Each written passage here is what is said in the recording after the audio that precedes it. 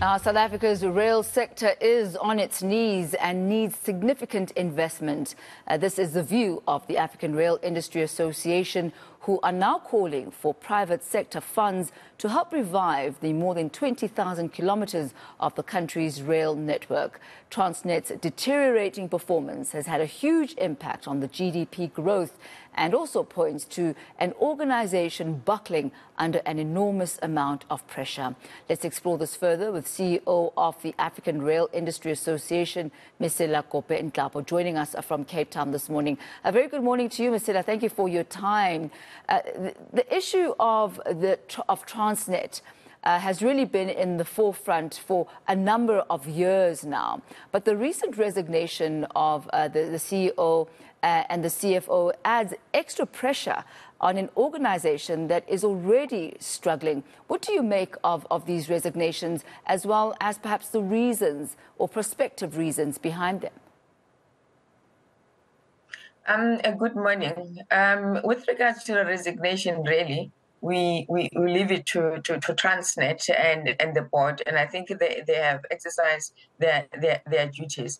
But what we are of concern is getting the rail industry back on track and ensure that we move freight from road to rail to save our roads and also to save unemployment, make sure that we create jobs, sustainable jobs for that matter, before we start talking about job creation.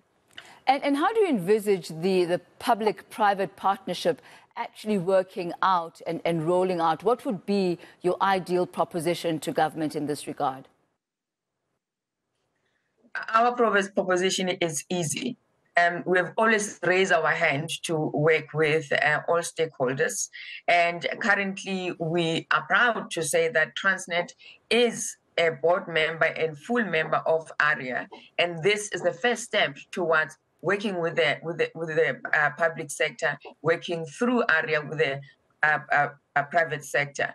And we have 6 recommendations that are critical in making and opening up investment. And this is also talk to the lenders so that we are on the same table, that we can trust ARIA to think about change with Transnet. First of all, it must be honest and transparent about the true nature of the infrastructure, and so that we know what is required to invest in the track. And the minister at Treasury said that they will, as government, be responsible for fixing the infrastructure. But now we know that government does not have money. What are we going to do is to bring in private sector.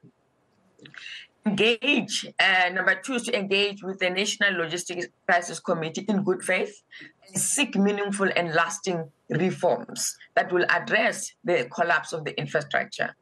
The interim regulator oversee the negotiations between Transnet and private sector for setting out the process and procedures between Transnet and private operators in implementing access agreements.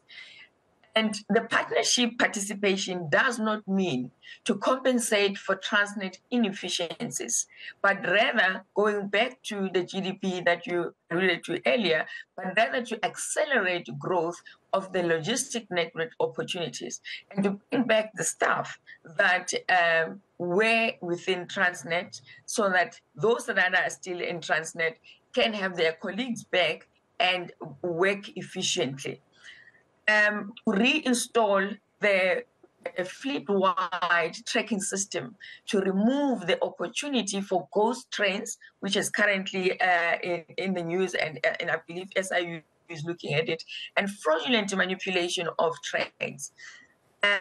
We believe that also the recruitment replacement of the CEO, who will be able to transition Transnet from a closed monopoly to a reconfigured, open and transformed organization in line with the national rail policy and broader economic needs of the economy, of the South African economy.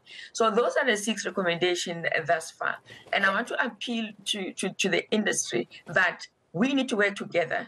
Come into ARIA, Transnet is on the table, There is only one real industry, and the law of civilization is cooperation. Mesela, you spoke there about the private sector's appetite to invest in Transnet, to make sure that it gets back onto its feet, so to speak. But the issue of leadership here always seems to be coming up, because yes, you may invest as much as you want to invest, billions indeed, but if those funds are not going to be used in a way that is actually going to benefit Transnet, to benefit the economy, then your aspirations and your intentions are not going to be realized. So what role do you believe the private sector plays in the actual appointment of a CEO? And allegations are that there has been a lot of interference as far as government is concerned in the actual operations of Transnet. So how are you going to straddle the two to ensure that whatever investment is put in actually is overseen and utilized for maximum benefit? I think, can I start with, the appointment of the executive? It's the duty of the board. And I think when we talk about interference, we should also look to private sector interference as well.